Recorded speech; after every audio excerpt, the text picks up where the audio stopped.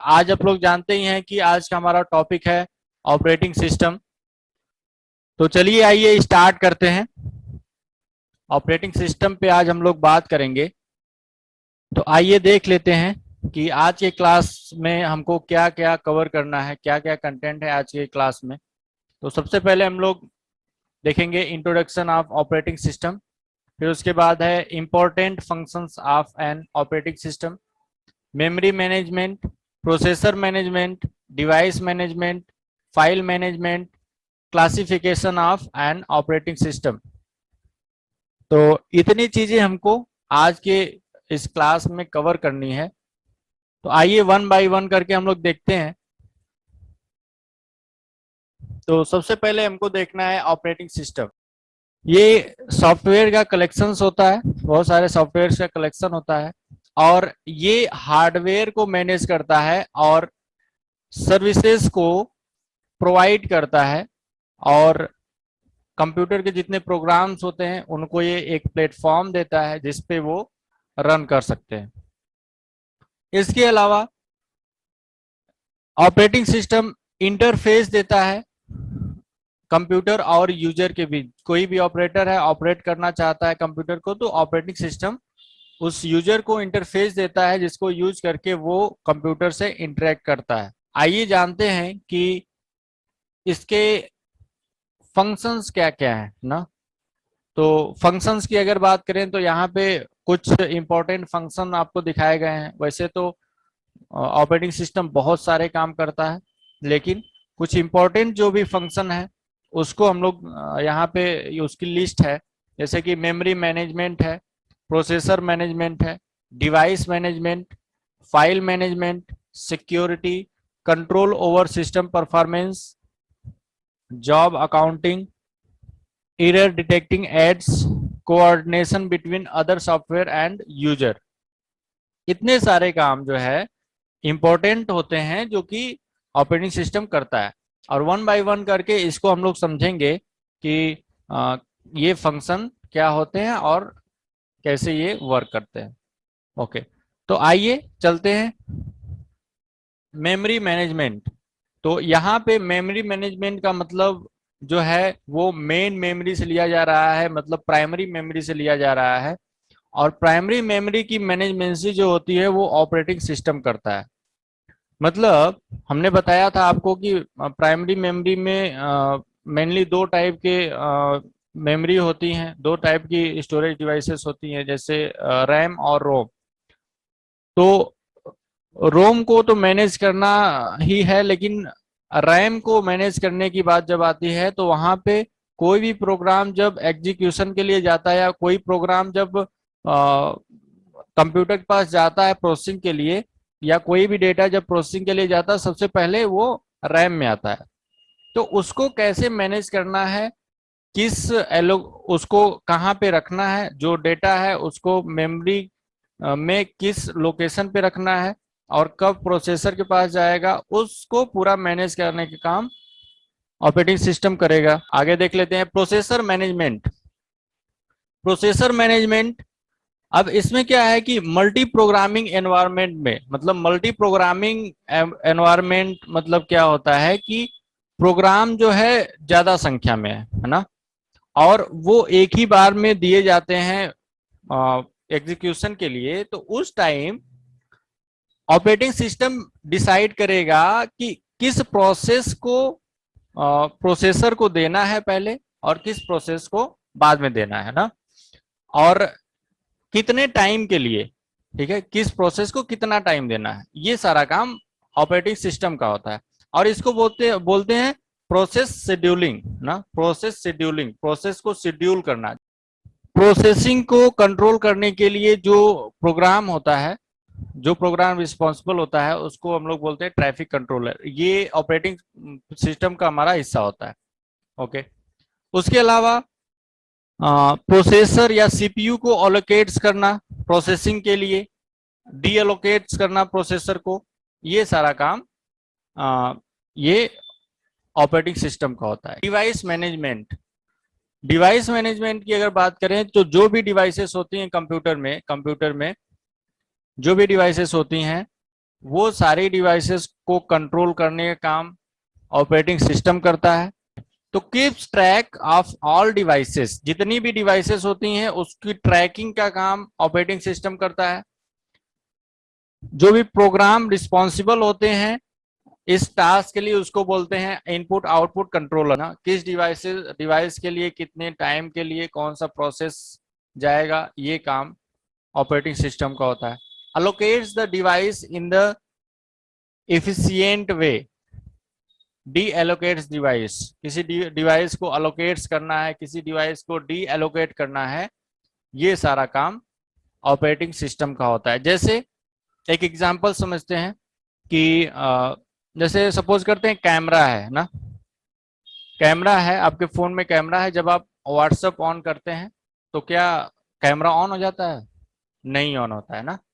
On कब होता है? जब आप वीडियो कॉलिंग करने जाते हैं, वीडियो कॉलिंग किसी को आप करेंगे तो तुरंत कैमरा ऑन हो जाएगा, ऑटोमेटिक ऑन होता है। तो ये प्रोसेस कौन करता है? ये प्रोसेस ऑपरेटिंग सिस्टम करता है। आगे देखते हैं फाइल मैनेजमेंट। तो फाइल मैनेजमेंट की अगर बात करें कि कोई भी फाइल होती है उसको मैनेज करने का काम ना, उस फाइल को कैसे रखना है, उससे उस फाइल को कैसे एक्सेस करना है, उस फाइल से को कैसे यूज करना है, वो सारे काम ऑपरेटिंग सिस्टम का होता है।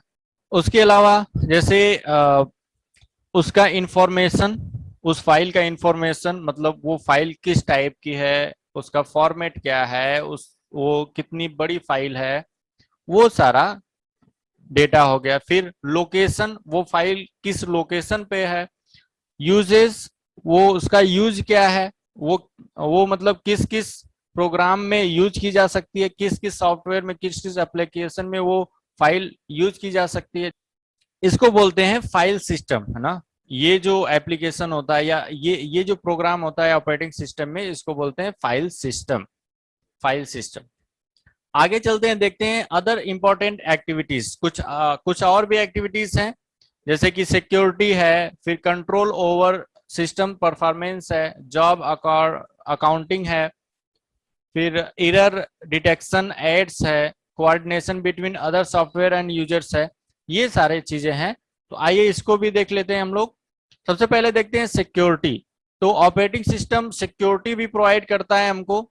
सिक्योरिटी मीन्स कि अगर कोई फाइल है उसको हमको सिक्योर करना है तो उस पर हम पासवर्ड लगा सकते हैं, या फिर कोई हमारी ड्राइव है उस पर हम पासवर्ड लगा सकते हैं, या फिर यूजर है, यूजर पे ही हम पासवर्ड लगा सकते हैं ताकि उसमें कोई लॉगिन ना कर पाए। तो इस तरह से बहुत सारे टाइप की सिक्योरिटी होती है जो कि ऑपरेटिंग सिस्टम हमको प्रोवाइड करता है।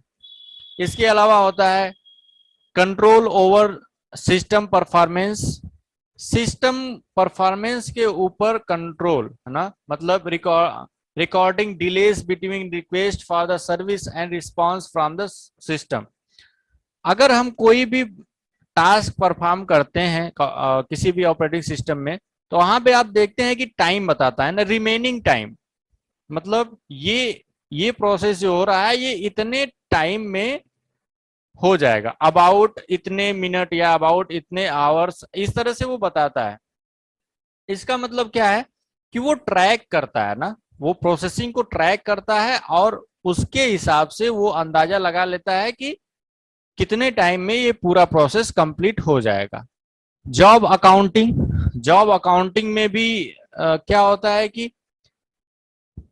कितने टाइम में कौन सा प्रोसेस हो रहा है और कौन सा प्रोसेस आने वाला है, कौन सा कितनी बार प्रोसेस हुआ है, इसको बोलते हैं अकाउंटिंग, है ना। इसको बोलते हैं जॉब अकाउंटिंग, काउंट करके रखना, ठीक है, किसी भी प्रोसेस कितनी बार हुआ या कितना टाइम उसने लिया उस टाइम ना, वो सारी चीजें को ट्रैक करके टाइम वो रखता है ना।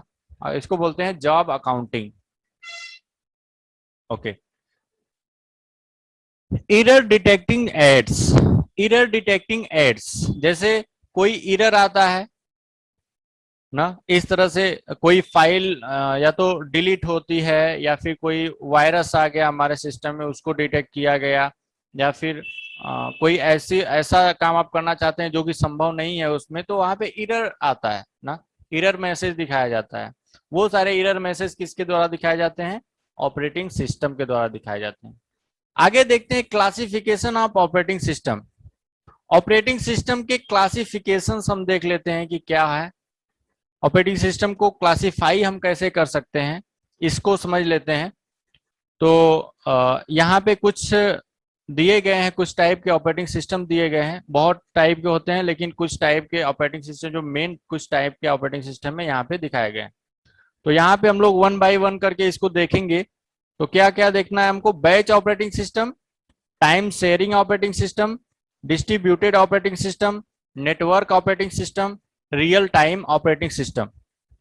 तो ये है कुछ ऑपरेटिंग सिस्टम जिसके बारे में हमको नॉलेज लेना है। ओके, तो आइए देख लेते हैं वन बाय वन करके हम लोग।